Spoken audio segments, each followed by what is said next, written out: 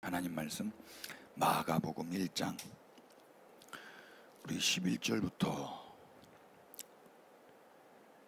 15절까지 우리 건강하신 분들 일어나셔서 하나님 말씀 읽겠습니다.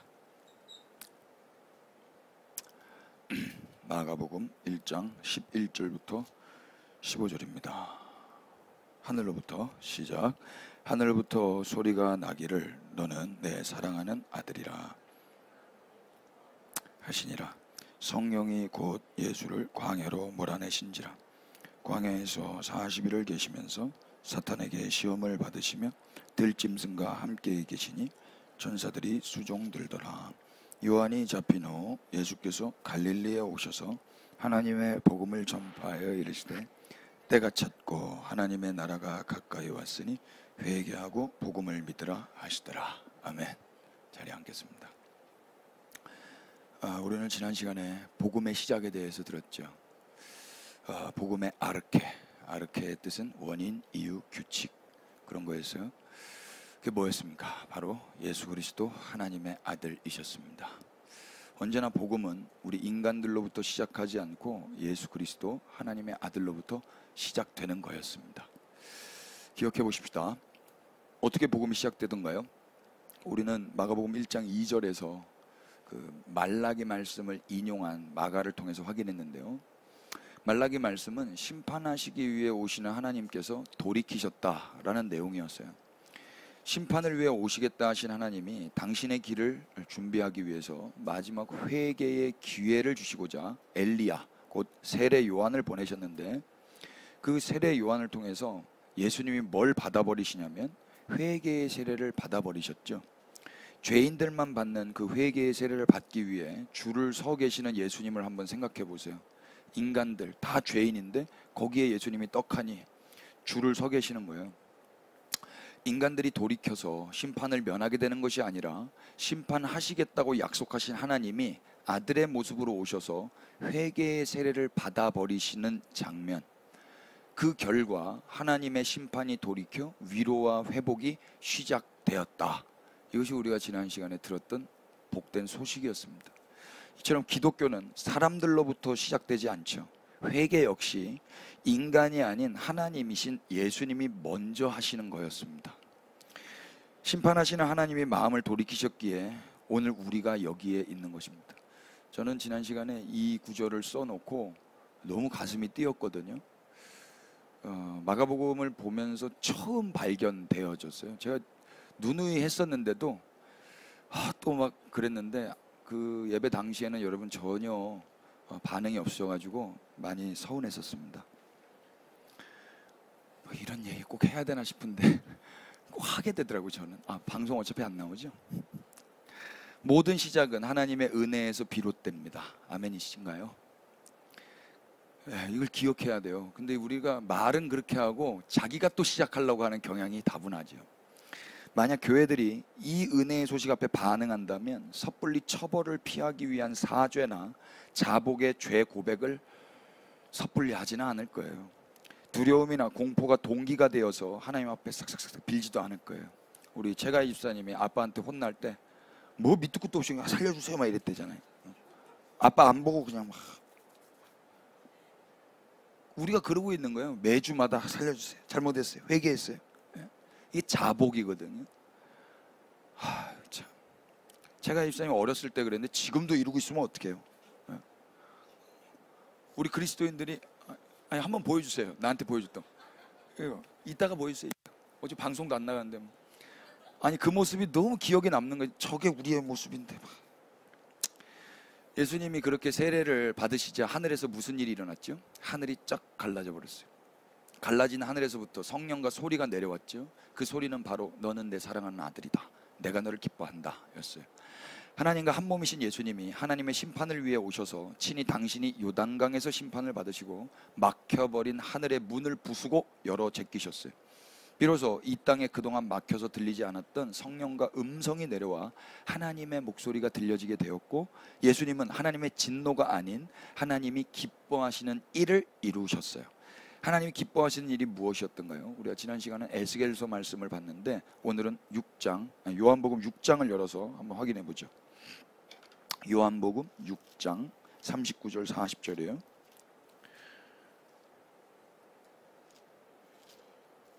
다 같이 하신 분들 읽어보십시다. 나를 시작. 나를 보내신 이의 뜻은 내게 주신 자 중에 내가 하나도 잃어버리지 아니하고 마지막 날에 다시 살리는 이것이니라.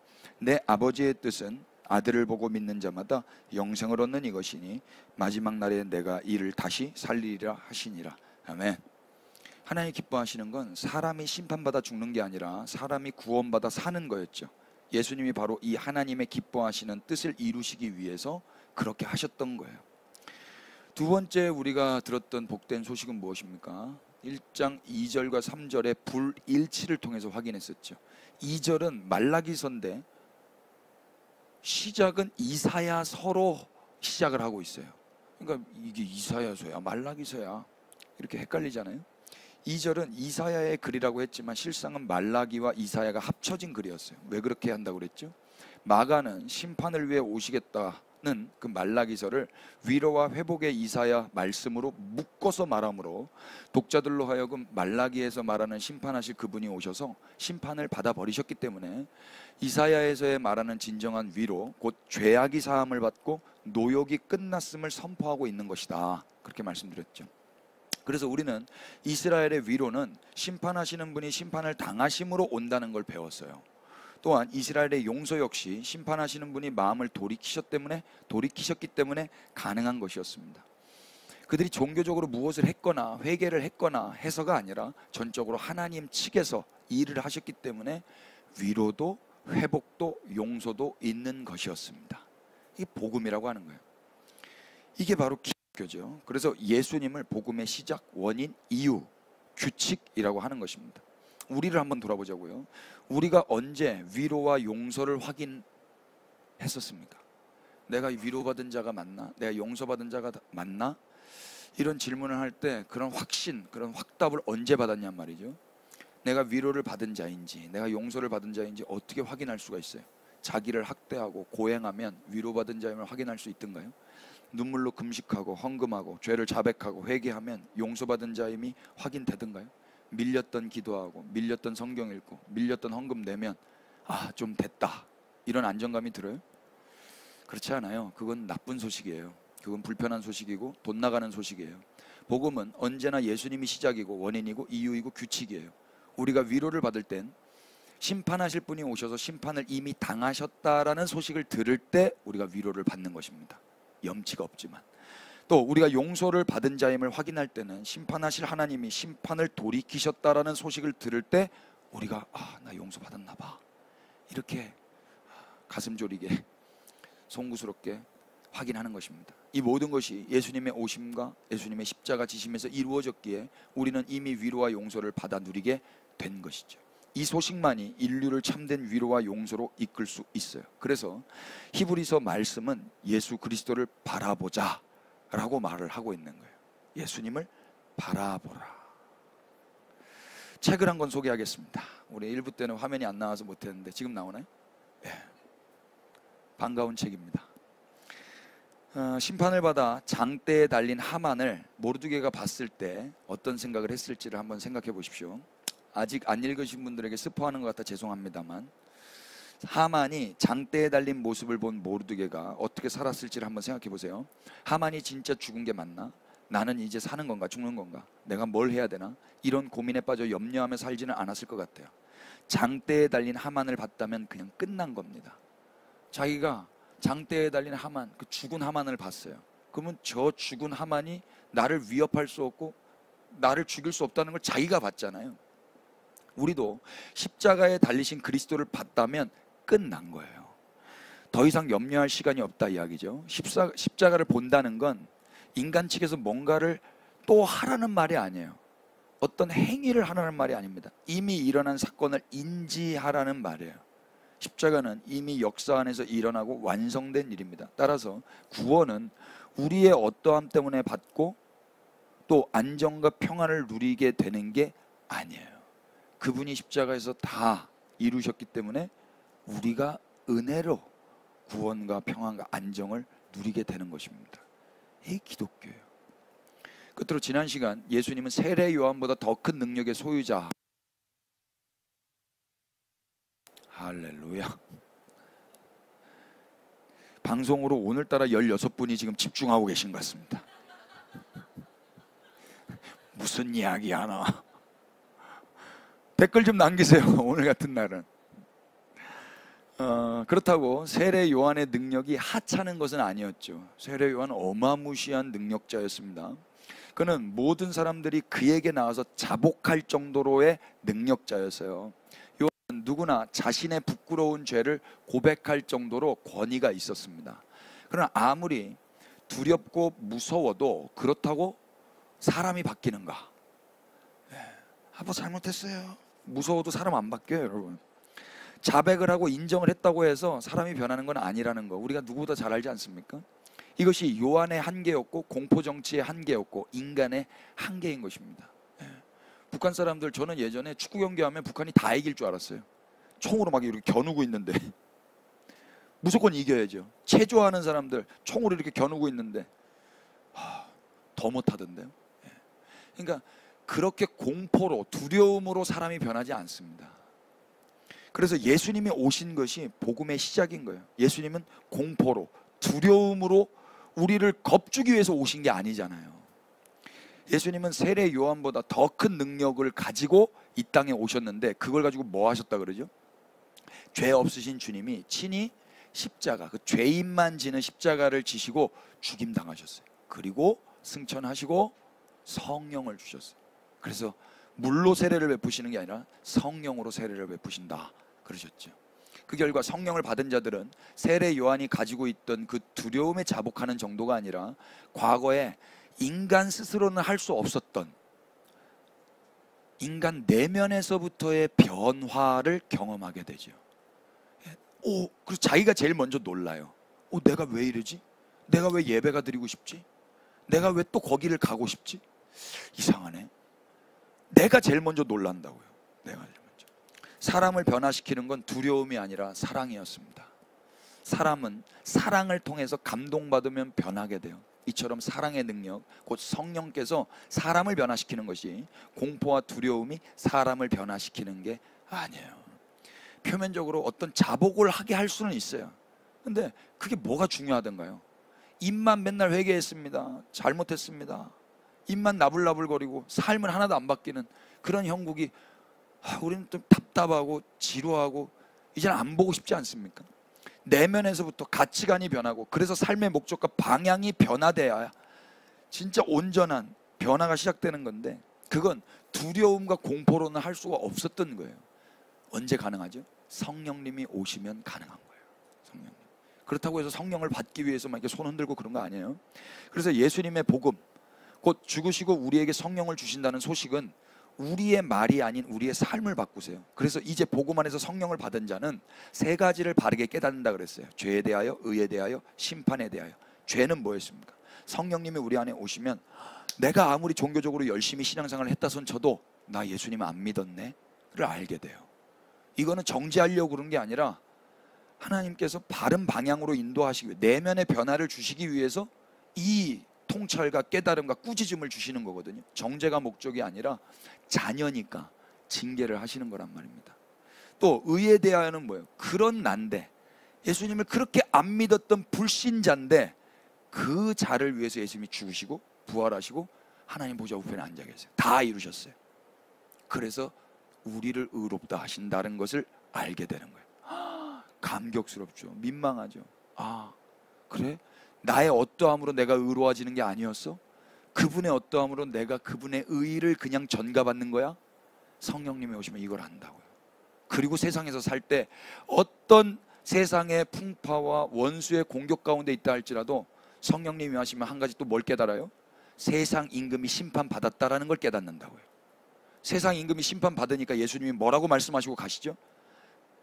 너희가 세상에서 환난을 당할 거야. 그러나 담대해. 내가 세상을 이겼어. 그리고 16장이 끝난단 말입니다. 그렇구나. 세상에서 환난이 필연적으로 있을 수는 있겠지만 우는 사자같이 우리를 잡아먹으러 달려오겠지만 주님이 승리하셨구나. 세상 임금이 파괴되었구나.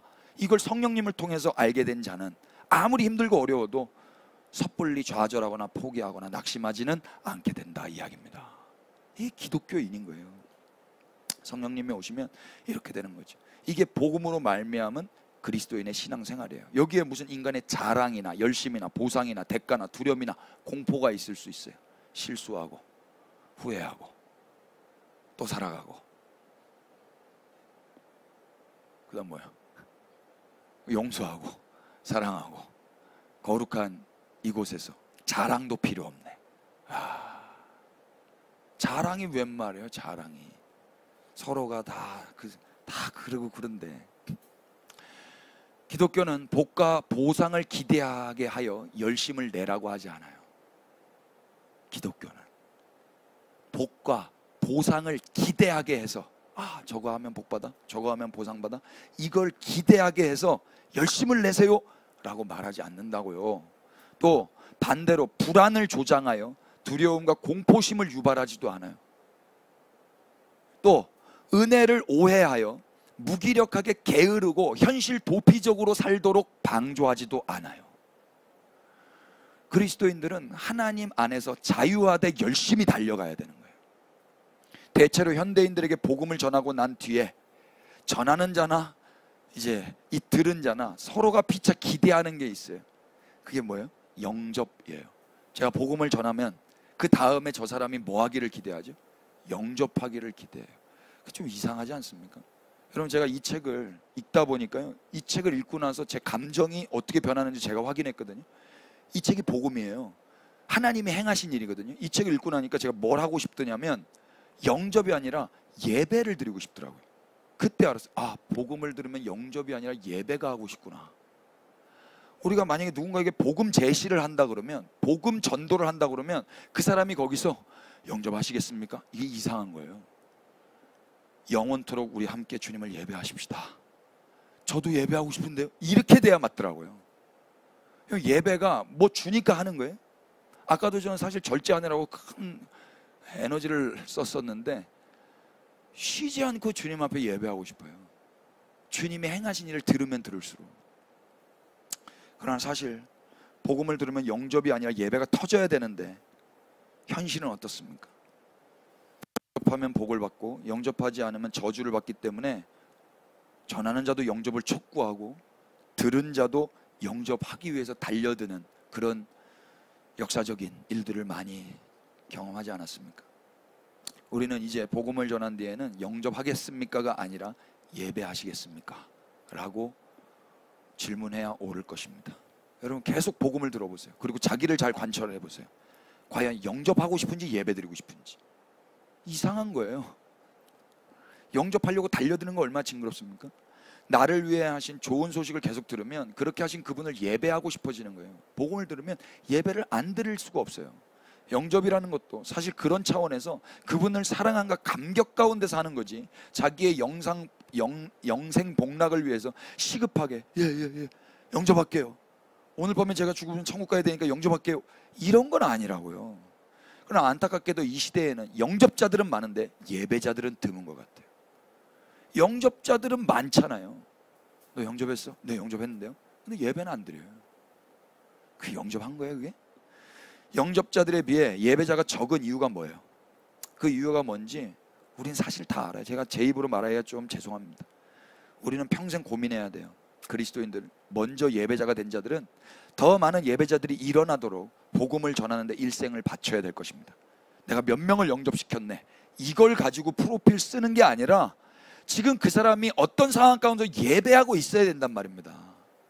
복음을 들었다면, 현재 감격 속에서 예배를 드리고 있다면 구태여 구원의 확신을 하는데 허송세월 보내지 않게 될 것이고, 사후생을 놓고 하는 협박과 공포에도 이제는 시달리지 않게 될 거예요. 저는 그리스도인들이 주님 다시 오실 때까지 예배하며 살아갈 수 있도록 복음을 전하는 자로 부름을 받았습니다. 여러분을 어디 소속시키고 영접시키기 위해서 제가 부름받은 게 아니라 복음을 전하는 이유는 그분을 예배하기 위함인 거예요. 이제 영원히 남는 건 예배밖에 없어요. 말씀 선포가 남겠어요? 기도가 남겠어요? 전도가 남겠어요? 예배만 남아요. 영원히, 그분만 영원히, 우리도 영원한 존재로 그분 앞에, 영원하신 그분 앞에 경배만 남는단 말입니다. 근데 그걸 이 땅에서부터 시작을 하는 거예요. 이 땅에서부터. 근데 예배하지 않는다? 뭐하러 천국을 가겠다는 거예요? 평생 세세 무궁토록 해야 되는데. 지금 여기 3시간도 그렇게 힘들어하는데. 정리해보면 우리는 지난 시간 3가지 복음에 시작되시는 예수님에 대해서 확인했습니다. 첫 번째, 심판하시기 위해 오신 분이 돌이켜 심판을 당하셨다라는 소식. 두 번째, 심판하시기 위해 오신 분이 심판 당하심으로 위로와 회복이 일어났다라는 소식. 세 번째, 더 큰 능력의 소유자가 오셔서 죽임 당하시고 성령의 세례를 베풀어 주셨다라는 이 소식. 이걸 확인했어요. 여러분, 우리는 이 소식을 통해 감격하고 변화되어서 이제는 그분을 증거하며 그분을 예배하며 또 복음을 증거하는 전하는 사명을 이미 받았습니다. 피차 이 복음 안에서 살아가시기를 축복합니다. 오늘은 그 다음 소식이에요. 끝난 거 아니야? 이제 시작인데 어떡하나? 조용히 나가시면 됩니다. 자, 마가복음 1장 12절이에요. 우리 아내 왔어요? 네, 우리 아내가 아직도 지난주 설교를 안 들었다 그래가지고 우리 아내 때문에 한 건 아니에요. 자, 12절 읽어볼까요? 성령이 시작. 성령이 곧 예수를 광야로 몰아내신 자. 이게 소식이에요. 지난주에 3가지 소식 들었죠? 오늘 이 4번째 소식 듣는 겁니다. 예수님이 어떻게 되셨다고요? 광야로 내몰리신 거예요. 누구에 의해서? 성령에 의해서. 곧, 아주 빨리. 우리말 몰아내신다라고 번역한 헬라어 에크발로는요, 에크와 발로의 합성어예요. 에크는 안에서 밖으로 라는 뜻이고, 발로는 난폭하게 격렬한 행위 가운데서 아무렇게나 던져버리는 거예요.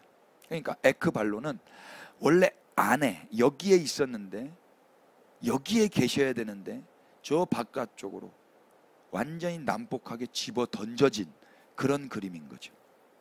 거기가 어디라고 그러죠? 광야. 광야는 에레모스예요. 에레모스 뜻은 버려진, 혼자뿐인, 외로운, 쓸쓸한, 아무도 살지 않는 이런 뜻이에요. 이곳은 근데 사실 광야예요. 세례 요한이 어디서 외쳤죠? 광야에서 외쳤어요. 그래서 그 광야 가운데 요단강에서 그렇게 세례를 베풀고 그 즉시 예수님이 성령에 의해서 또 광야로 내쫓아지는 거예요. 거기가 광야인데 뭘 또 광야로 내쫓아지는 거예요? 다른 광야로 간 겁니까? 아니에요. 현재 예수님은 광야에 있는 세례 요한의 세례를 받으신 직후 그 다음에 지리적인 광야에서 실제적인 하나님 없는, 아무도 없는, 단지 사탄이 있고 들짐승이 있는 그 광야로 내쫓기신 거예요. 그 광야로. 그곳에서 예수님은 사탄에게 40일 동안 시험을 당하셨고 들짐승과 함께 계셨다라고 13절에 기록되어 있어요. 읽어볼까요? 광야에서 40일을 계시면서 사탄에게 시험을 받으시며 들짐승과 함께 계시니 천사들이 수종드니라. 사실 예수님은 이런 대접을 받으실 분이 아니셨죠. 우리 주님은 어떤 분이십니까? 예수님은 사탄과 함께 계시는 분이 아니에요. 우리 주님은 늘 하나님 아버지와 함께 계시는 분이셨습니다. 요한복음으로 가셔서 확인해 보십시다. 요한복음 17장 전체를 한번 보시면 되는데 12절만 보실까요? 내가 그들과 함께 있을 때 내게 주신 아버지의 이름으로 그들을 보존하고 지켰나이다. 그 중에 하나도 멸망하지 않고 다만 멸망의 자식뿐이니 이는 성경을 응하게 하려 함이니이다. 내가 지금 아버지께로 가오니 내가 세상에서 이 말을 하옵는 것은 그들로 내 기쁨을 그들 안에서 충만하게 가지게 하려 함이니이다. 내가 아버지의 말씀을 그들에게 주었사오매 세상이 그들을 미워하였사오니 이는 내가 세상에 속하지 아니한 같이 그들도 세상에 속하지 아니함으로 인함이니이다. 내가 비옵는 것은 그들을 세상에서 데려가시기를 위함이 아니요 다만 악에 빠지지 않게 보존하기를 위함이니이다. 내가 세상에 속하지 아니한 같이 그들도 세상에 속하지 아니하여 싸움나이다. 24절 아버지여 내게 주신 자도 나 있는 곳에 나와 함께 있어 아버지께서 창세전부터 나를 사랑하심으로 내게 주신 나의 영광을 그들로 보게 하시기를 원하옵나이다. 예수님은 원래 하나님과 함께 계셨고 그 사랑 안에 있었고 영광 안에 있었고 세상에 속하지 않은 영역 가운데서 거기에 계셨어요. 근데 세상 아비가 되는 그 사탄이 계신 곳, 그 들짐승이 계신 곳, 그 광야, 예수님과 어울리지 않는 곳이거든요. 거기로 지금 예수님 내동댕이 쳐버리신 거예요. 누가? 성령 하나님께서. 왜 그런 거예요? 그렇게 내던져주셔서 이미 혼자가 되어버리고 버려지고 광야로 쫓겨나 있었던 우리 인간들, 우리를 하나님 계셨던 그 사랑과 영광의 자리로 오게 하시기 위해서 예수님이 버려지신 거다, 이 이야기예요. 우리 이방인들은 이 본문을 감성적으로 읽는 경향이 있지만, 구약 성경을 읽는 유대인들이라면 이 부분에 대해서 우리보다 좀 더 이성적으로 뭔가 하나가 기억날 거예요. 레위기 16장으로 가셔서 우리도 기억을 더듬어 보십시다. 레위기 16장은 대속죄일에 관한 구절인데요, 소위 아사셀의 염소 이야기가 있는 거예요. 아사셀의 염소가 속죄 염소인데, 아사셀은 사탄을 상징하죠. 그 광야에 있는 그 사탄에게 그 아사셀의 염소가 가죠. 20절, 그 지성소와 회막과 제단을 위하여 속죄하기를 마친 후에 살아있는 염소를 들이되 아론은 그의 두 손으로 살아있는 염소의 머리에 안수하여 이스라엘 자손의 모든 불의와 그 범한 모든 죄를 아뢰고 그 죄를 염소의 머리에 두어 미리 정한 사람에게 맡겨 광야로 보낼지니. 22절 다 같이 시작. 염소가 그들의 모든 불의를 지고 접근하기 어려운 땅에 이르거든 그는 그 염소를, 그 염소가 광야에서 놓여져 있는 거예요. 이스라엘은 1년에 한 번씩 이 대속죄일 날 대제사장 아론에 의해서 속죄 염소를 광야에 내보내야 했었죠. 이유가 뭐죠? 그 제물이 이스라엘의 모든 불의를 지고 누구도 접근하기 어려운 땅에서 죽어서 이스라엘의 죄를 속해야 하기 때문이었어요. 예수님은 그렇게 성령에 의해서 광야로 내쫓겨지시는 거예요. 그래야 이스라엘의 모든 불의가 속죄를 받기 때문인 거죠. 이제 그곳에 왜 들짐승이 있었는지도 이해가 됩니다. 예수님이 어린 양으로 속죄 염소로 광야에 들짐승 있는 곳에 갔다면 들짐승들이 환영할까요? 뜯어먹을까요? 우리말 들짐승이라고 번역한 헬라어 데리오는 위험한 동물, wild animals. 죄송합니다. S를 붙여야 될지 말아야 될지를 고민하다가 붙여버리고 말았는데, 위험한 동물, 독이 있는 사나운 짐승이라는 뜻이에요. 데리온. 예수님은 모든 죄를 짊어지고 광야로 나가 사나운 짐승들에게 갈기갈기 뜯겨 죽임 당하시고 이스라엘의 불의와 죄를 모두 도말하셨다라는 것을 지금 이 장면에서 마가가 이야기하고 있는 거예요. 이로써 하나님의 기뻐하신 뜻이 이루어지는 거죠. 죄가 도말되었으니까. 본문 마가복음 1장 11절을 여러분 기억해 보세요. 하나님의 하늘에서 무슨 음성이 들렸죠? 너는 내 기뻐하는 아들이다. 심판하기 위해 오신 하나님이 돌이켜 심판을 받으심으로 인하여서 하나님의 기뻐하신다라는 그 음성이 들렸고, 능력 많으신 분이 오셔서 침수되어 죽임당하셨을 때 하늘에서 그 음성이 들렸잖아요. 내가 너를 기뻐한다. 너는 내 아들이다. 하나님은 예수님을 기뻐하셨어요. 이유가 뭐였죠? 예수님께서 하나님의 기뻐하시는 일을 이루어 드렸기 때문이에요. 여기서 제가 요즘에 많이 못 부르는 노래가 나주님의 기쁨 되기 원하네거든요. 기쁨 되기 원하는 게 뭐겠어요? 예수님은 뭘로 기쁨 드렸죠? 죽음으로 기쁨을 드렸어요. 내가 죽고 저들을 살려내는 거, 사람이 심판받아 죽는 게 아니라 사람이 구원받아 사는 거, 그거 하기 위해서는 제물이 필요했고 희생양이 필요했는데 예수님이 거기에 순종하셨단 말입니다. 그래서 하나님이 기뻐하는 내 아들 그러셨다고요. 주님의 기쁨 되기 원하시죠? 아멘.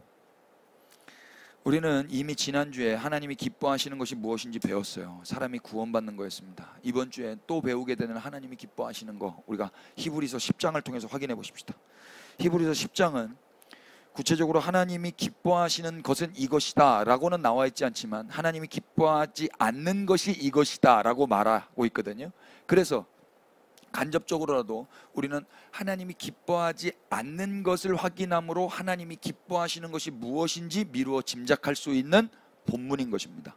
9장 10장 5절 그러므로 시작. 그러므로 주께서 세상에 임하실 때에 이르시되 하나님이 제사와 예물을 원하지 아니하시고 오직 나를 위하여 한 몸을 예비하셨도다.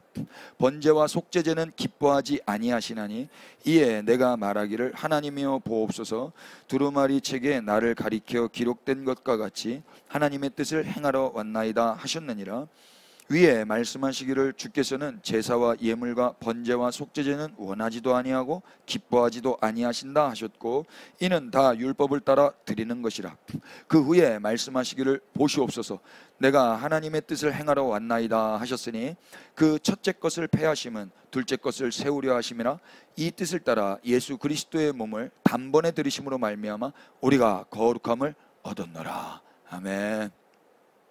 히브리서 말씀에는 하나님이 기뻐하지 않는 것이 분명히 기록되어 있죠.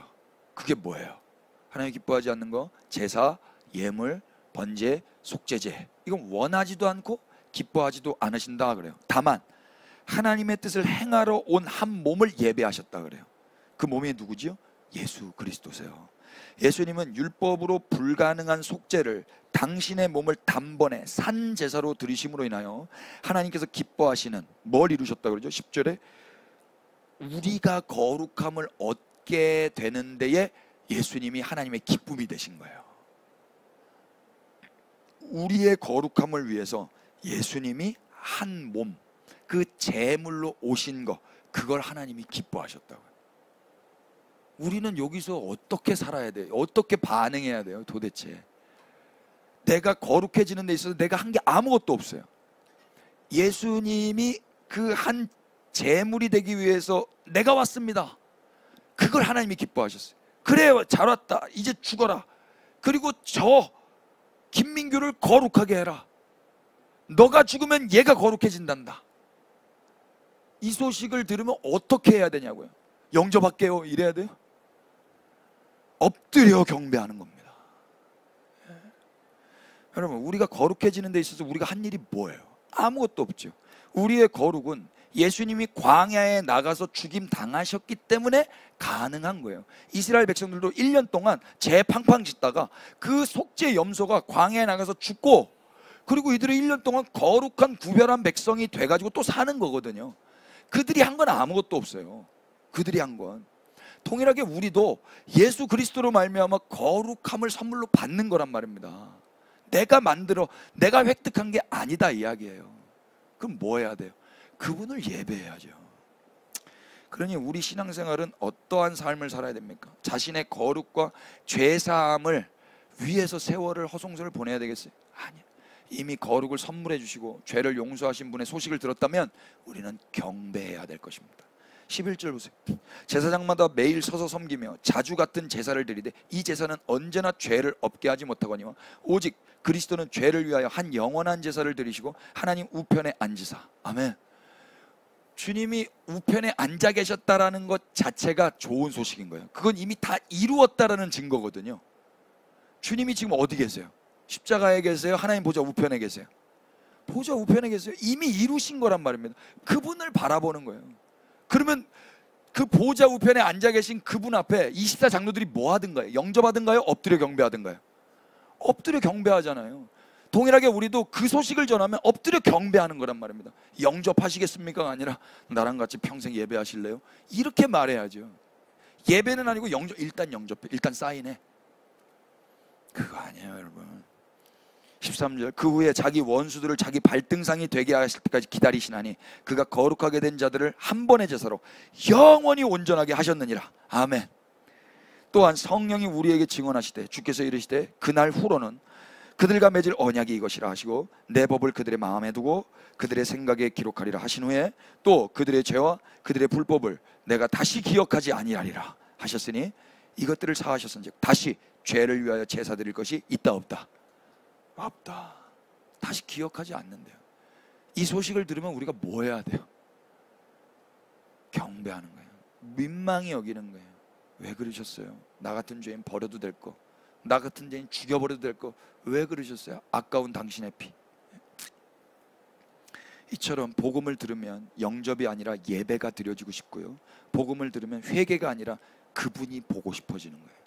그분이 궁금하고 그분께 경배가 회복된단 말입니다. 예수님의 광야의 시간은 십자가에서 이루실 일의 예고편이었어요. 아직 십자가 안 지셨어요. 지금 광야의 이야기예요. 광야에서의 사탄은 예수님께서 공생애를 시작하시기도 전에 패배했어요. 십자가에서 패배한 거가 아니라 광야에서 먼저 패배했다. 그러니까 천사들이 수종드는 거예요.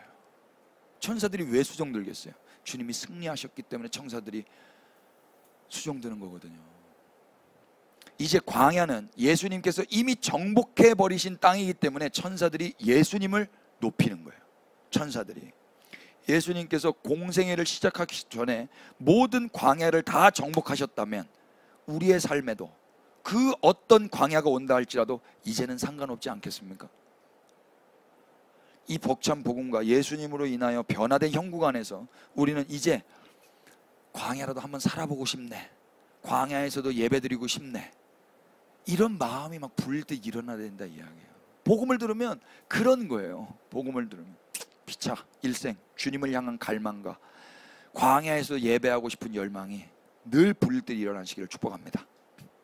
그렇게 우리 예수님이 이미 광야에서 승리하시고 나서 그리고 어디로 오신다는 거예요? 본문 말씀으로 오십시다.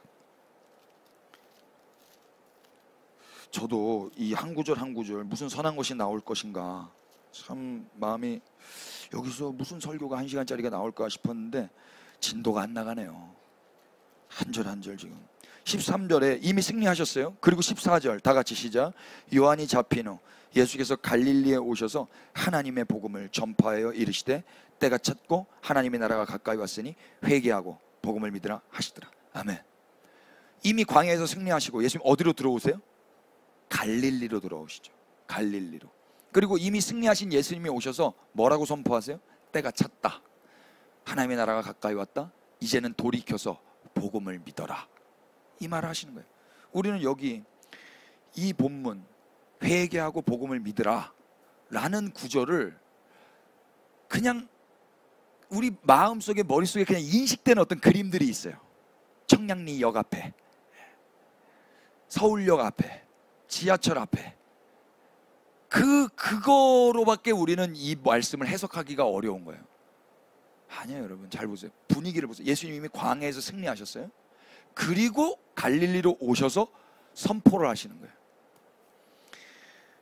우리가 알고 있던 이 문장은, 이 구절은 울고 불고 하는 식의 회개 자복, 그래서 영접하지 않으면 지옥, 뭐 이런 도식, 이런 식으로만 이 본문을 이해하면 이 마가복음을 이해하고 하나님의 말씀을 이해하는데 매우 제한적이 돼요. 여기서 회개의 의미는 돌이키라는 의미가 더 강해요. 돌이키라. 만약 이스라엘이 돌이키지 않고 이 복음을 안 믿는다면 평생 어떻게 살까요? 매년 염소를 광야로 내보내야 돼요. 매년. 그리고 하나님이 기뻐하시지 않는 번제와 제사, 이런 건 평생 드려야 돼요. 그런데 우리가 이미 들은 소식은 뭐죠? 예수님이 이미 광야에서 승리하셨다라는 거예요. 히브리서에서 우리가 확인했던 게 뭐예요? 한 번의 제사로 영원히 온전하게 하셨다라는 거예요. 그분이 하나님께 드릴 한 몸으로 예비되셔서 우리가 거룩하게 되었다라는 거예요.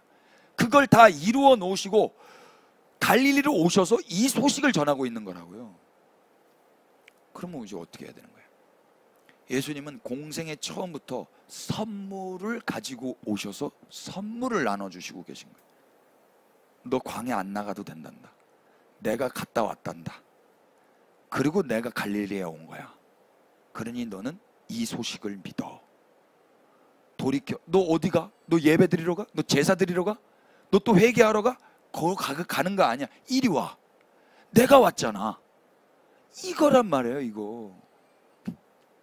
이를테면 그분이 다 이루어 놓았으니 이제 자신의 거룩함과 죄사함을 위해서 제사하러 가던 길을 리턴해서 승리하신 그분께로 돌아오라고 초청하고 계신 거예요.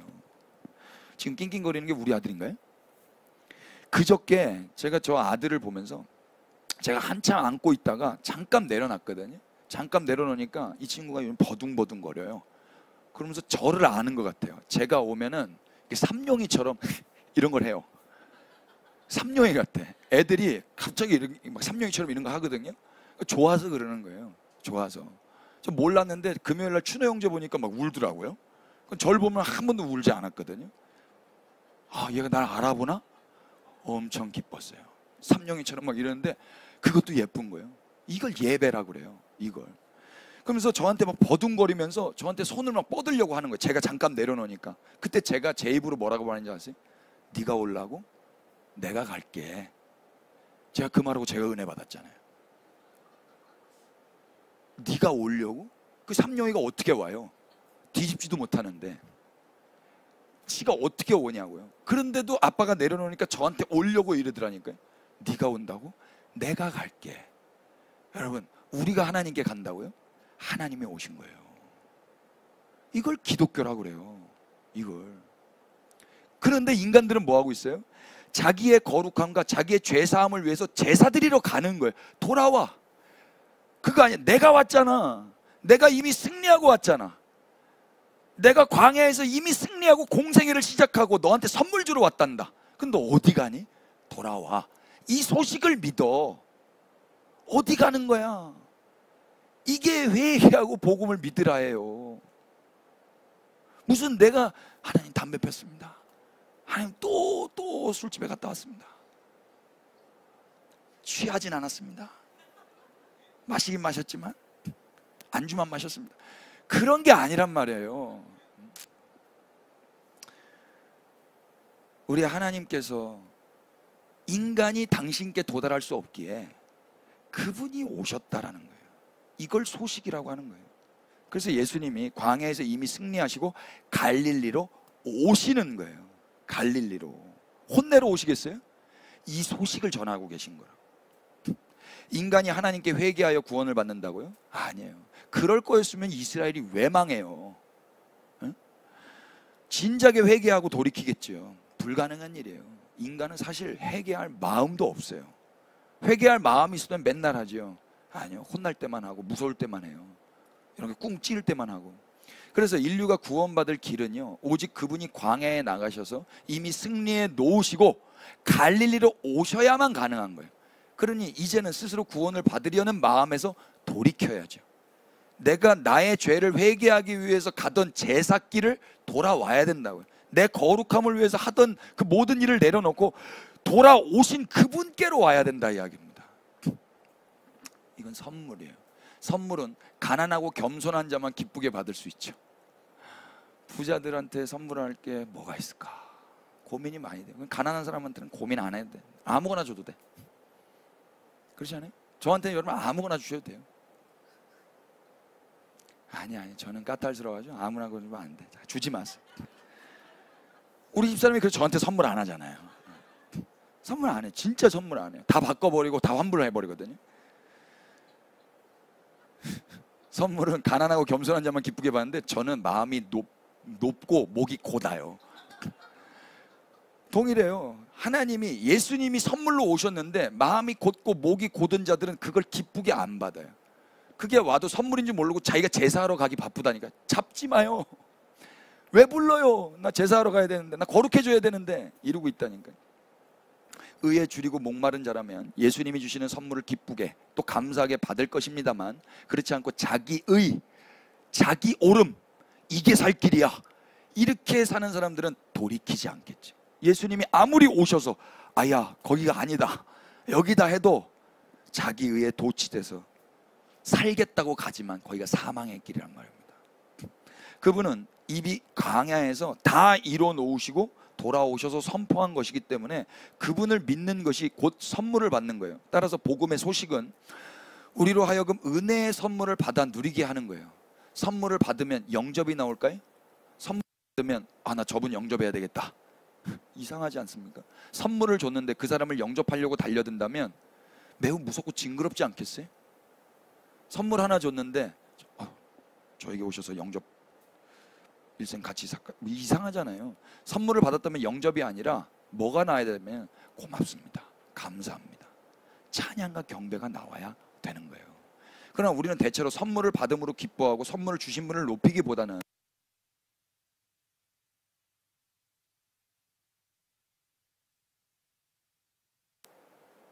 또 나오네. 자신이 스스로 해냈다고 생각하기를 기뻐해요. 내가 해냈다, 내가 선물을 받아냈다라는 거예요. 여러분, 영화에 이런 캐릭터가 있다 그러면 그 사람 나쁜 놈 아닙니까? 내가 저 여자한테 선물 받아냈어. 구원 역시 그래서 자신이 회개해서 또 복음을 믿어서 스스로 해냈다고 생각하기를 인간들은 좋아해요. 그러다 보니까 그런 자들에게는 기쁨도 없고 예배도 없는 거예요. 오늘날 왜 예배당에 기쁨과 예배가 없는지 답이 나오지 않습니까? 복음이 없기 때문에 그런 거예요. 복음을 믿으려면 먼저 복음이 들려져야 되겠죠. 복음이 뭐였죠? 예수님이 이미 광야에서 승리하셨다라는 소식. 예수님이 먼저 굶으셨고 40일 동안, 그리고 들짐승들에게 찢겨지셨고, 그래서 죄가 도말되었고, 그래서 천사들이 예수님께 수종 들었다. 이렇게 다 이루어 놓으시고 돌아오셨다. 이제는 하나님이 기뻐하지 아니하시는 다른 길로 가지 말고 이제는 당신을 믿으라고 하시는데, 우리는 여전히 가난함과 겸손함 없이 자신의 결단을 믿고 자신의 지식과 신앙과 회개를 믿어요. 아니에요. 자기 결단을 믿고 회개를 믿어 얼마나 담대해지던가요? 내가 결단했어. 그럼 담대해지는 거예요? 나 회개했어. 그럼 담대해져요? 늘 불안하지 않던가요? 자기를 믿는데 어떻게 불안해? 누가 그랬더라? 그건 네가 책임져야지. 왜 제가 책임져요? 그러더라고. 네가 남편이잖아, 네가 아빠잖아. 그럼 네가 책임지는 거야. 내가 그걸 왜 책임져요? 그게 리더야. 제가 이렇게 말했던 게 기억나는데, 자기가 불안해서 자기가 책임져야 될 거 잘 못해요, 인간은요. 이제 교회는 우리의 어떠함을 믿는 게 아니라 그분을 믿는 거예요. 유대인이건 이방인이건 하나님의 복음, 곧 예수 그리스도 안에서 이루어진 그 일과 이루신 그분을 믿는 게 그리스도교입니다. 따라서 믿는 행위 역시 오해하지 마세요. 우리의 공로나 인간의 어떠함이 아니라 하나님의 선물을 받아 누리는 은혜로 여겨야 마땅할 것입니다. 주님이 이미 승리하신 소식 앞에 감격하고 그분을 신뢰하는 거, 그게 우리가 할 일이다 이야기예요. 톰 라이트의 모두를 위한 마가복음, 이 책을 좀 소개하고 싶은데 화면 나올까요? 성경을 조금이라도 아는 사람이라면 드디어 하나님이 이스라엘을 구원하실 때가 오면 이러한 일들이 반드시 수반된다라는 사실을 알았을 것이다. 회개하라는 요청은 지금이 위대한 자유의 시간, 하나님이 구출하시는 시간이라는 선언이기도 하다. 그래서 회개에 대한 요청은 믿음의 요청과 나란히 온다. 예수님 당시 사람들은 온갖 것을 믿었다. 조상, 땅, 성전, 율법을 믿었다. 하나님도 믿었다. 다만 자신들이 원하는 대로 해주는 하나님을 믿었다. 예수님은 지금 그들의 하나님이 새로운 일을 하신다, 저는 하셨다 라고 하고 싶어요. 이 소식을 믿으라고 요청하고 계신다. 예수님이 광야에서 하셨잖아요. 그리고 이제 또 앞으로 하실 거잖아요. 그걸 믿으라는 거지, 내 전통, 내 율법, 내 신앙, 내 하나님, 이거 믿는 게 아니다 이야기입니다. 이스라엘도 이방인도. 맞습니까? 다른 거 믿는 거 아니에요. 우리는 뭘 믿는가 질문해 보세요. 이스라엘은 그들의 조상, 성전, 율법, 그들의 행위를 믿었죠. 예수님은 그들의 하나님이 지금 예수님 자신 안에서 이미 새 일을 시작하셨고, 이미 시작하셨어요. 그것이 광야에서 이미 또한 승리하셨고 앞으로 또 십자가에서 완성하실 것임을 믿으라고 말하고 계신 거예요. 돌아와, 거기 가는 거 아니야. 내가 다 했고 또 할 거야. 그러니까 이거 믿어. 기독교 신앙은 자신의 행함을 믿는 게 아니라 그분이 행하신 일을 믿는 거예요. 한번 생각해 보세요. 예수님이 오셨는데 갈릴리 사람들이 어디 가야 되겠어요? 제사 지내러, 착한 일 하러, 돈 벌러. 다 가면 안 되는 거예요. 예수님이 오셨는데 어디로 가야 돼요? 예수께로 와야죠. 예수께로. 어디를 가면 그들이 구원을 받을 수 있어요? 어디를 가면 평안과 생명과 자유를 누릴 수 있어요? 제사 지내러 가면, 돈 벌러 가면, 착한 일 하러 가면, 그 어떤 선한 일을 하러 가면 구원과 영생과 생명과 평안과 자유를 누릴 수 있냔 말이에요. 아무 데도 없어요. 있었다 그러면 구약 시대에 했었어야죠. 그런데 나라가 망해버렸잖아요. 그래서 그분이 오시는 거란 말입니다. 그럼 누구에게로 돌아와야 되는 거예요? 그분께로 와요. 이걸 회개라고 한다고요. 오늘날 우리가 뭐 그게 아니라 어디를 가도 구원과 평안과 생명과 자유는 없었어요. 과거에도 가지도 않았고. 그래서 그분이 오셨다고요. 그래서 이 모든 것이 되시는 주님이 광야에서 이미 승리하시고 그 승리의 소식을 가지고 그들에게 친히 찾아오신 거예요. 갈릴리 사람들은 복이 터져버린 거예요.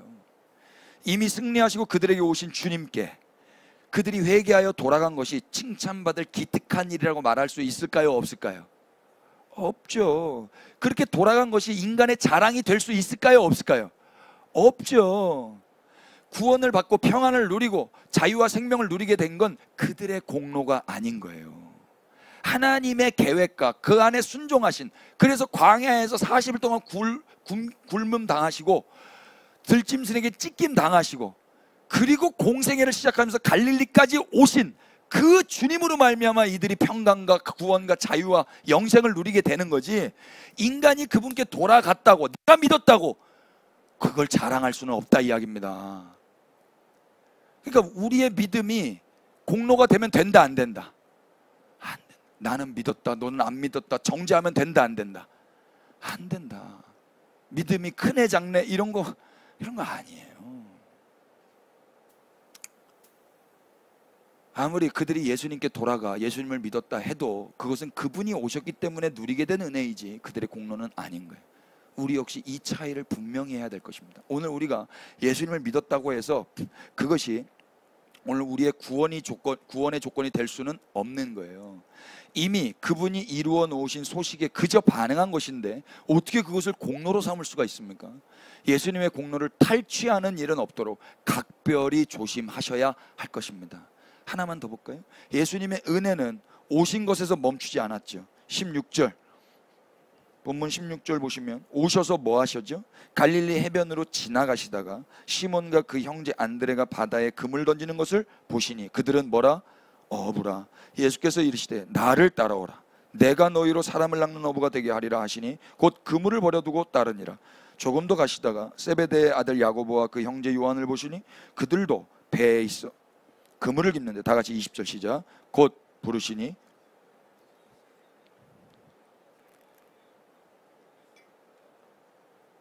아멘.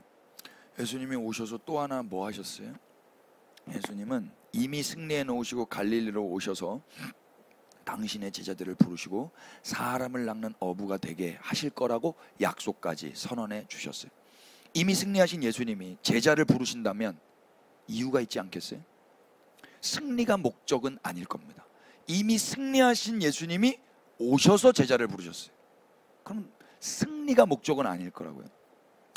예수님을 따라가면 복 받는다, 예수님을 따라가야 영생 얻는다, 이 결론으로 섣불리 가시면 안 되는 거예요. 먼저는 따라가는 게 우선이에요. 따라가야지, 따라가지도 않고 복 받는 걸 먼저 생각하고 따라간다든지 승리, 영생을 생각하고 따라가는 아니에요. 따라가지도 않고 복과 영생, 승리를 바라보는 거 아니에요. 먼저는 따라가야 돼요. 근데 여기에 복음이 있어요. 제 아들이 어떻게 예수님을 따라가게 되죠?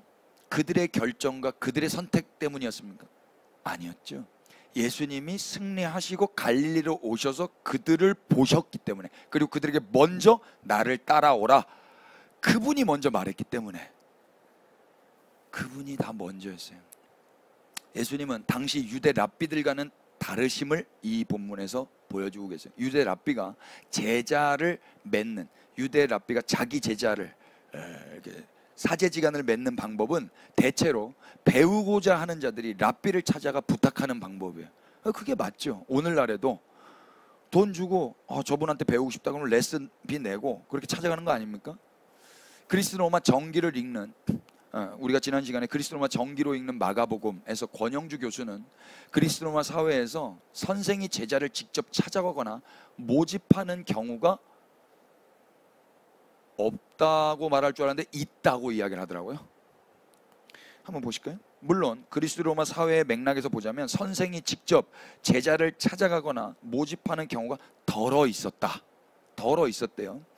핸더슨은 로빈슨과 샤이너의 연구 결과에 기대어 그리스 로마 사회나 저작에서 발견되는 선생과 제자의 사례들을 검토했다. 플라톤이나 필로스트라투스의 저작들의 종교적 윤리적 선생들이 등장하는데, 이들은 자신들의 사상이나 행동 체계를 전수하기 위해 제자들을 모집하곤 했다. 제자가 스승을 찾아간 게 아니라 스승이 제자를 찾아가기도 한 사례가 있었다라는 거예요. 그런데 그리스 로마 세 개의 선생들과 마가가 그리는 선생 예수 사이에는 중요한 차이점이 존재한다. 그게 뭘까요? 전자, 그러니까 그리스 로마 스승들은 제자를 감화시키기 위해서 비범한 말이나 행동을 먼저 선보인다. 그들을 감동시킬 만큼의 충분한 증거를 제시하는 노력이 선행된 후에야 비로소 제자들은 선생을 선생으로 대우하게 된다. 반면 마가의 예수님은 그리스 로마 세계의 선생들에 비하면 말과 행동이 상당히 절제되어 있다. 나를 따라오라. 그게 전부거든요. 그는 제자들을 감화시키기 위해서 특별한 행동을 하지도 않았으며 그저 나를 따라오라, 내가 너희를 사람 낚는 어부가 되게 하겠다 라고밖에 안 해요. 그런데도 제자들이 따라가요, 안 따라가요? 따라가죠. 제자들이 훌륭해서 그런 거예요? 아니요. 그리스 로마 당시의 스승들은 노력을 해서 얻어낸 권위였어요. 열심히 저 사람들을 변화시키고자, 감화시키고자 어떤 걸 보여줘야 되거든요. 그래서 얻어낸 마음이었다. 얻어낸 권위. 근데 예수님은 하나님으로부터 온 권위였어요. 그래서 그냥 나를 따라오라 라는 말에 그냥 홀린 듯이 따라가는 거예요. 세례가 로한 윌리엄스가 뭐라고 말했다고요? 휘말리는 것이다 그랬죠. 우린 다 예수님께 휘말려서 지금 가고 있는 거예요. 왜 개척교회 오셔서 이렇게 힘들게 신앙생활 하시는 거예요? 휘말린 거예요. 그분의 권위 앞에. 예수님은 제 아들을 감화시키기 위해 어떤 행동도 아니하셨죠. 갈릴리에 오셔서 그저 나를 따라오라, 이 말만 하세요. 광야에서 예수님이 승리하셨잖아요. 광야에서 예수님이 천사의 수종을 받으셨잖아요. 어떤 분이 이렇게 질문할지 모르겠어요. 여러분, 광야에서의 승리는 오늘 우리만 아는 이야기예요. 이 독자들만 알고 있지 당시의 제자들은 그 사건을 알까요? 모를까요? 모르는 거예요. 승리하신 예수님은 갈릴리에 그저 평범한 어부들에게 찾아오셔서 그저 당신을 따라오라고만 하신 거예요. 전적인 하나님이 부여하신 권위로 말미암아 제자들은 그 예수님의 어떠한가 상관없이 끌려가는 거예요. 그리고 예수님 뭐라 그러죠? 사람을 낚는 어부 내가 되게 할 거야, 이렇게 말씀하시죠. 사람을 낚는 어부 누가 만드시는 거예요? 그들이 노력해서 되는 거예요? 하나님이신 예수 그리스도가 만드시는 거예요. 예수님이 내가 너희를 만들겠다, 이렇게 하시는 거예요. 전적으로 다 은혜란 말입니다. 이게 다 소식. 제가 그렇게 된다고요? 이 소식을 듣는 거예요. 아니, 나 같은 사람이 사람을 낚는 어부가 된다고요? 저는 아닌데요. 저는 물고기 낚는 것도 힘든데요. 내가 할 거니까 가만히 있어 임마. 내가 한다고. 네가 하는 게 아니라 주어가 주님이시라고요. 그러니까 뭐 겸손 떠는 거, 저는 아닙니다, 이런 말 해야 돼요, 말아야 돼요? 안 해야 돼요. 우리 아들이 아버지 제가 어떻게 한글을 알 수 있게, 내가 가르칠 거야 임마. 약속할까? 1학년 때 얼마나 울었는지 몰라요. 국어를 몰라가지고 글씨를 못 써가지고. 걱정하지 마요. 2학년 되면 다 알아. 2학년 되면 진짜 다 알던데요. 책 떠듬 이거 어떻게 읽나 맨날 울었어요. 지금 엄청 하루에 한 권씩 읽던데요. 하루에 한 권씩. 내가 우리도 그래야 되지 않겠어요? 우리 주님이 포기하지 않고 우리를 넉넉히 잘하게 하셨잖아요. 우리가 성경 지금 많이 읽는 거 우리가 칭찬받아야 돼? 우리 주님이 높임 받으셔야 돼요. 아멘이죠.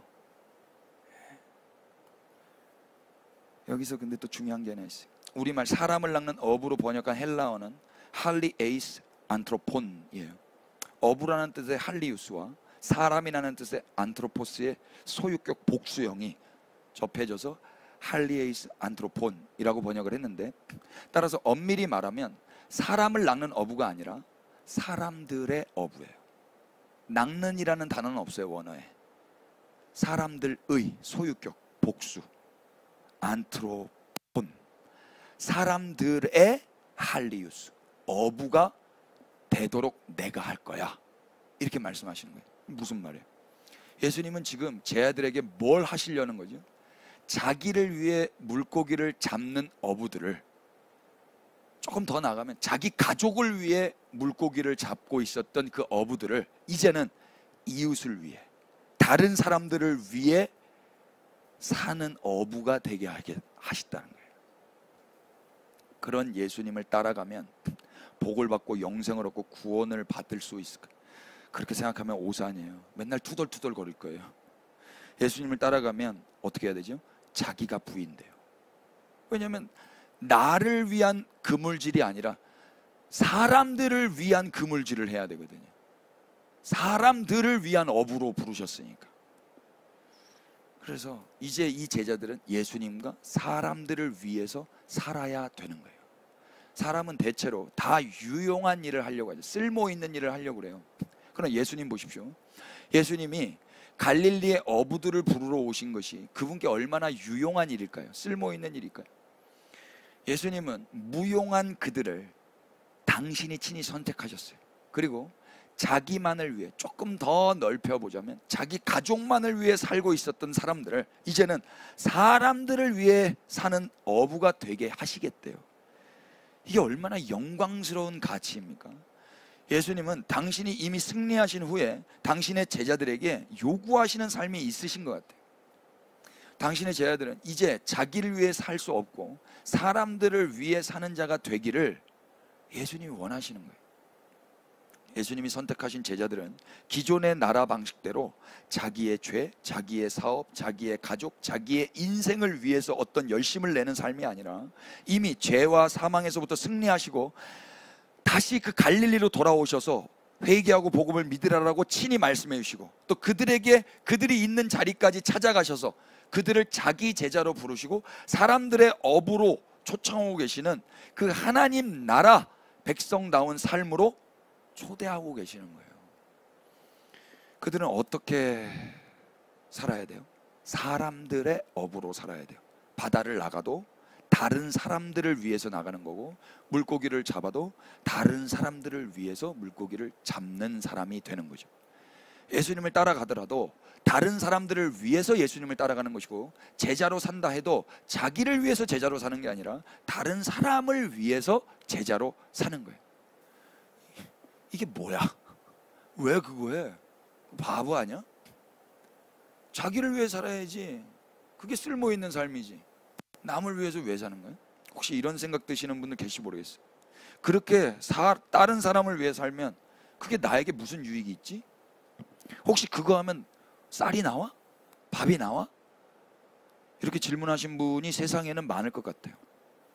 이런 분들이 계시다면 그분은 그리스도인은 아닌 겁니다.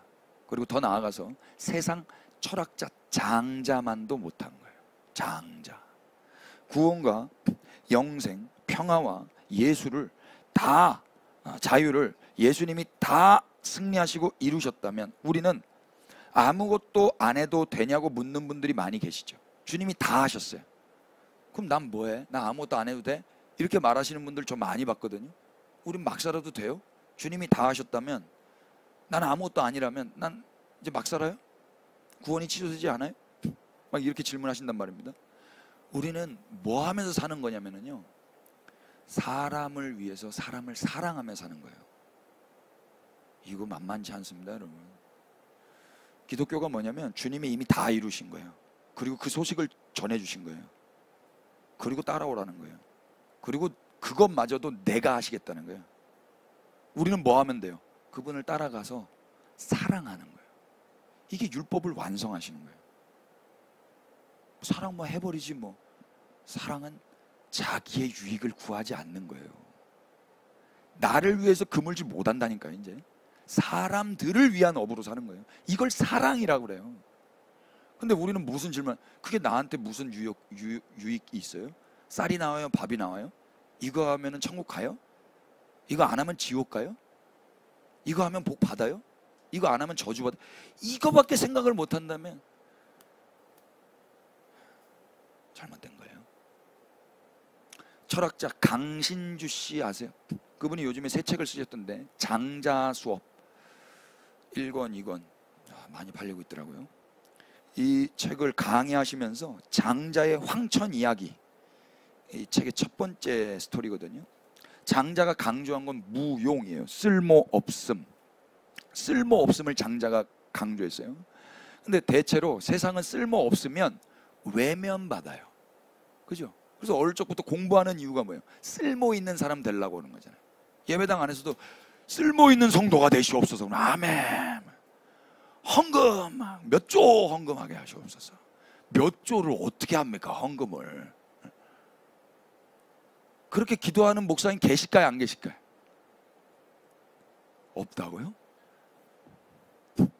계시던데. 세상은 쓸모없으면 외면받아요. 이분도 어릴 적에 자기가 책 보고 있으면 엄마한테 이런 꾸중을 받았대요. 야, 너 그렇게 책만 보고 있는데 책 보면 쌀이 나오냐 밥이 나오냐.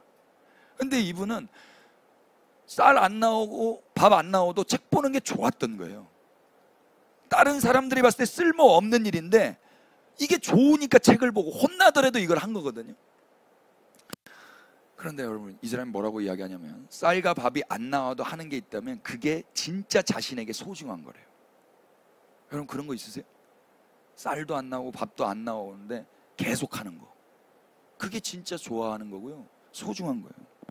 그래서 쓸모가 없는데 하고 있다면 그걸 사랑하고 있는 거예요. 여러분, 제가 설교도 못하고 이빨 다 빠지고 뭐 허리 작살나가지고 일어나지도 못해요. 그런데 여러분, 저에게 찾아오시잖아요.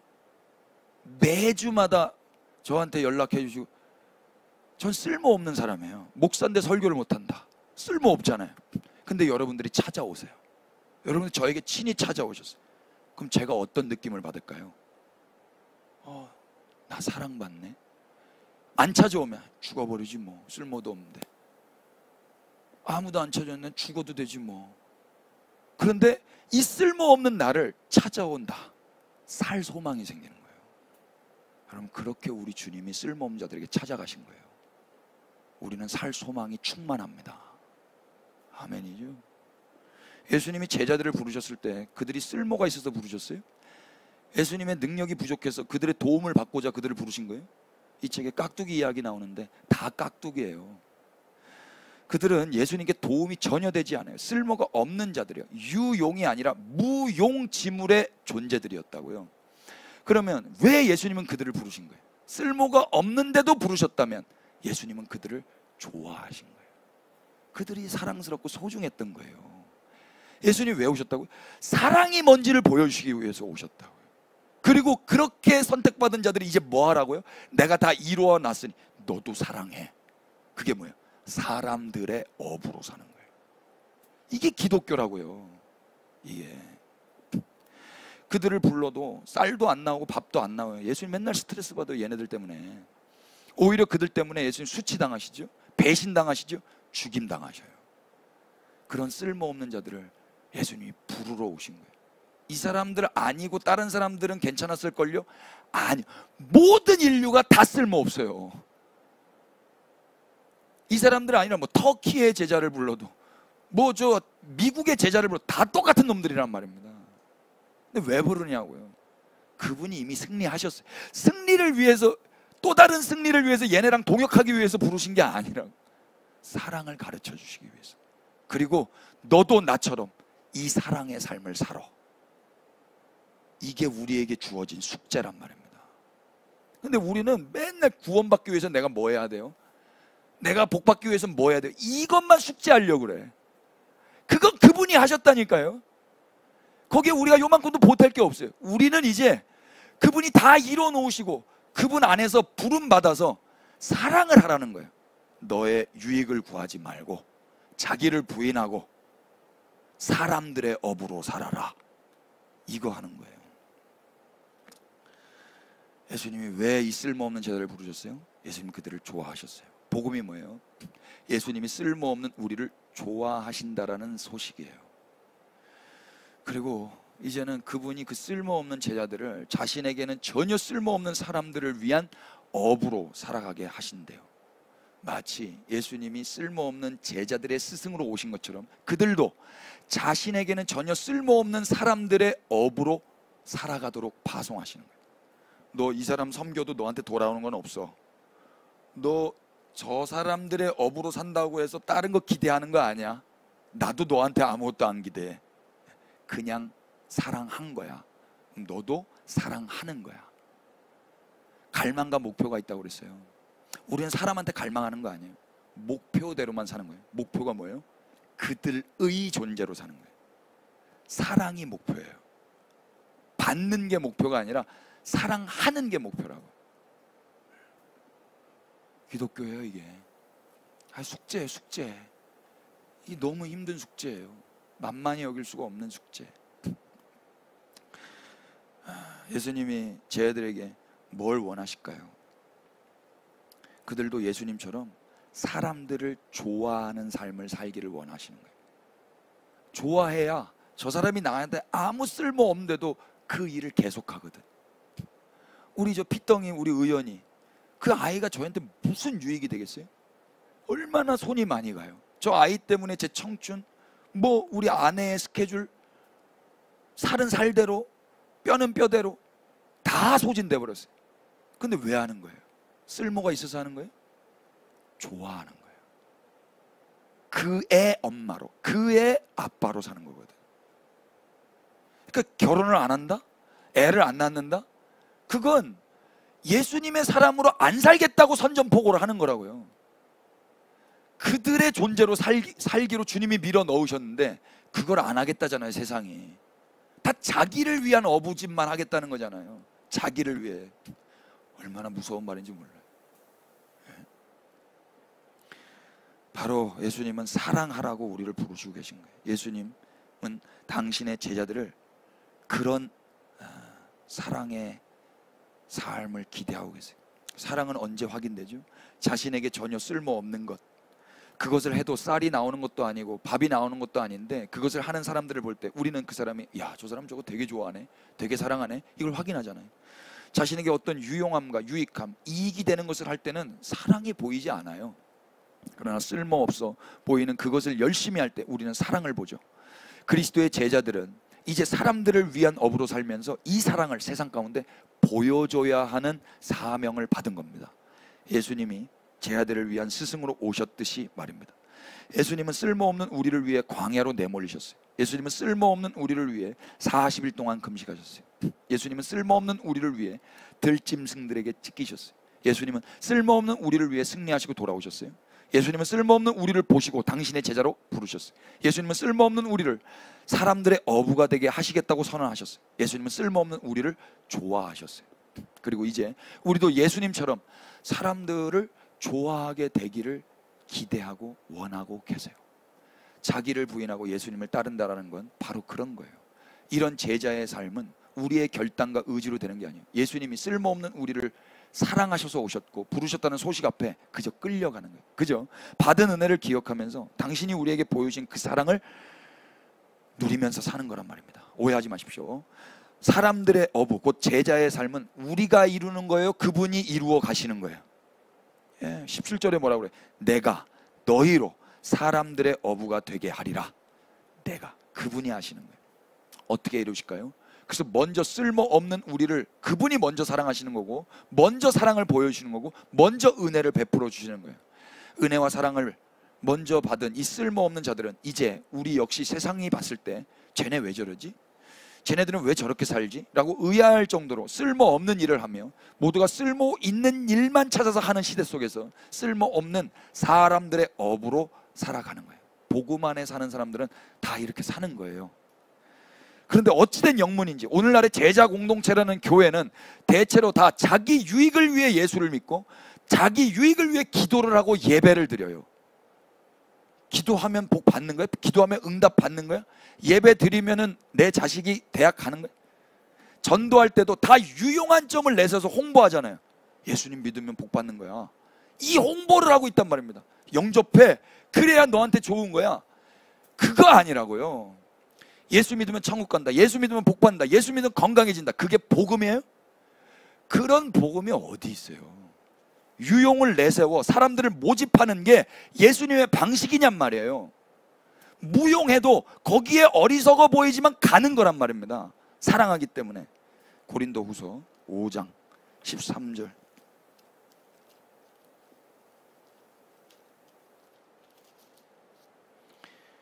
15절 우리 다 같이 읽으십시다. 우리가 시작. 우리가 만일 미쳤어도 하나님을 위한 것이요 정신이 온전하여도 너희를 위한 것이니 그리스도의 사랑이 우리를 강권하시는도다. 우리가 생각하건대 한 사람이 모든 사람을 대신하여 죽었은즉 모든 사람이 죽은 것이라. 그가 모든 사람을 대신하여 죽으심은 살아있는 자들로 하여금 다시는 그들 자신을 위하여 살지 않고 오직 그들을 대신하여 죽었다가 다시 살아나신 이를 위하여 살게 하려 함이라. 아멘. 미쳐도 하나님을 위해서 미친 거고 온전해도 너희를 위해서 온전한 거예요. 사람들의 업으로 사는 거예요. 날 위해서 살 수 있다 없다? 없다. 그래서 그리스도인들만 그때가 제일 괴로운 거예요.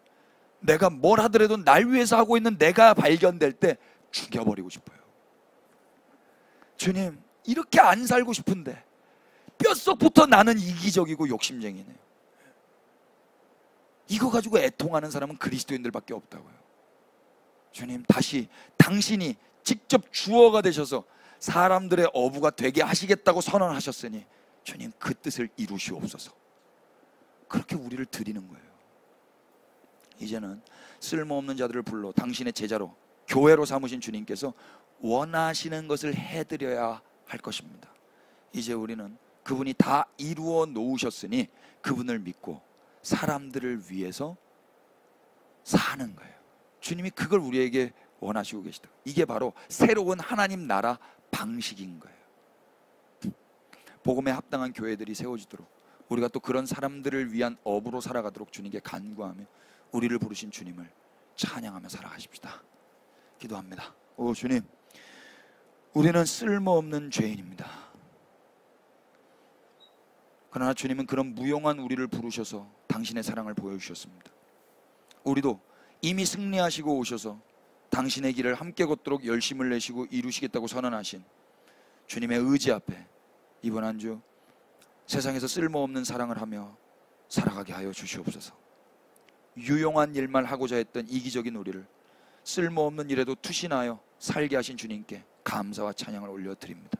일생 이 영광스러운 가치를 잊지 않게 하시고 주님께 사랑받은 교회들이 이제는 주님의 발자취를 따라 사람들의 업으로 세상에 기여하며 살아가게 하옵소서. 무용한 일에 헌신하신 당신의 제자들을 통해 사랑 없이 유용만 있는 세상에 사랑이 드러나기를 기대합니다. 이 모든 일을 이루실 주 예수 그리스도의 이름으로 기도드립니다. 아멘.